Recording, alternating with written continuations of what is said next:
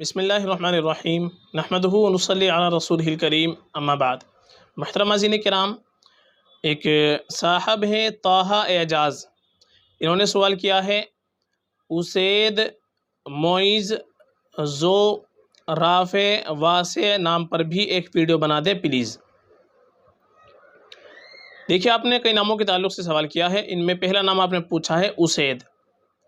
یہ پہلے اس کے بارے میں ہم بتلا دیتے ہیں۔ اسید یہ اسد کی تصغیر ہے، اور اسد کے معنی آتے ہیں شیر کے، تو اسید اس کے معنی آئیں گے چھوٹا شیر، ننھا شیر۔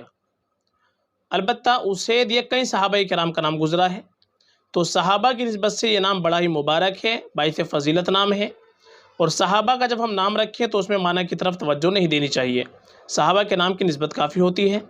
تو اسید نام یہ معنی کے اعتبار سے بھی اچھا ہے، اور نسبت کے اعتبار سے چونکہ صحابہ کا نام ہے اس لیے بہت ہی مبارک نام ہے، باعث فضیلت نام ہے۔ اور شیر کے جب معنی لیے جاتے ہیں تو اس میں مرادی معنی اس کے لیے جاتے ہیں بہادر کے، تو بہادری کی طرف اس کے اشارہ ہوتا ہے، تو اسید نام بالکل رکھ سکتے ہیں، بہت ہی بہترین نام ہے۔ دوسرا آپ نے لکھا ہے معیز۔ دیکھیے، اس نام کے تعلق سے اس میں دو تلفظ آتا ہے، ایک تو آتا ہے معیذ، میم پر پیش کے ساتھ، اور عین اور یا اور آخر میں ذال کے ساتھ میں، معیذ۔ معیذ اس کے معنی آتے ہیں پناہ دینے والا، تو معیذ نام یہ تو رکھا جا سکتا ہے بغیر عبد لگائے ہوئے، محمد معیذ، یا اسی طریقے سے معیذ احمد، یا خالی معیذ یہ نام رکھا جا سکتا ہے، اس کے معنی آتے ہیں پناہ دینے والا۔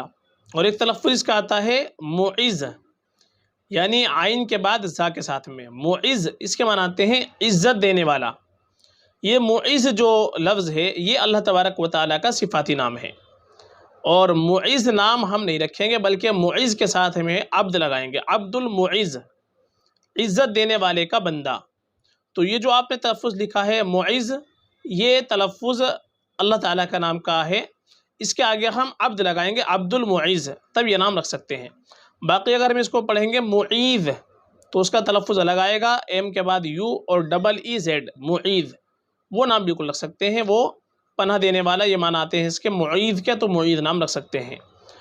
اور دوسرا آپ نے پوچھا ہے ذو، تو یہ ذوء لفظ ہے، تو اس کو آپ نے لکھا ہے زوئے تلفظ لکھا ہے، اس کا تلفظ آتا ہے ذو، اور انگلش کے اندر جو اس کی صحیح اسپیلنگ آئے گی وہ آئے گی ZAU، ذو۔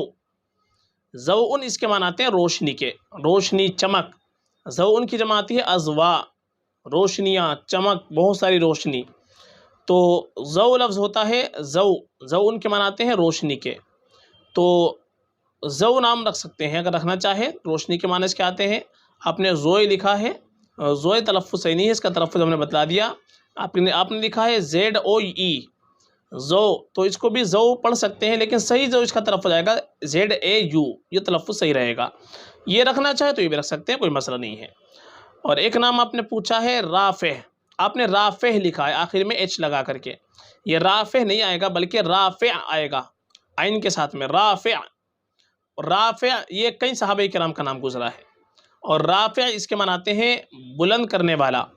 یہ اللہ تبارک و تعالیٰ کا صفاتی نام بھی ہے، لیکن اللہ تعالیٰ کا وہ صفاتی نام نہیں ہے کہ جو بندے کے لیے استعمال کرنا جائز نہ ہو، مشترکہ یہ لفظ ہے، تو محمد رافع بھی رکھ سکتے ہیں، عبد الرافع بھی رکھ سکتے ہیں۔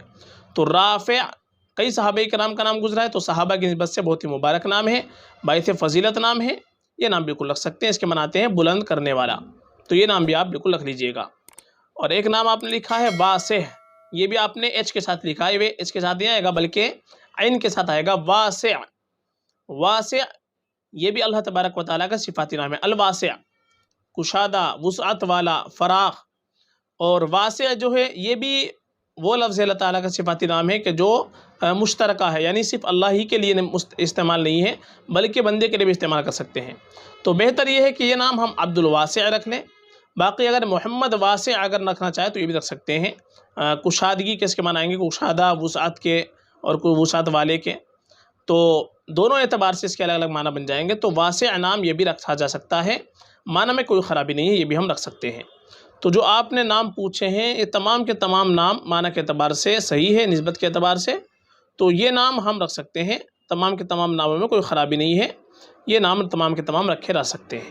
البتہ تلفظ میں اس کا فرق ہے جو آپ نے لکھا ہے، ہم نے آپ کو تلفظ صحیح بتلایا کہ صحیح تلفظ کیا ہے، اور اسکرین پر بھی آپ نے دیکھ لیا ہوگا کہ کیا صحیح تلفظ رہے گا، تو ان میں سے کوئی بھی نام رکھ سکتے ہیں فقط، واللہ اعلم۔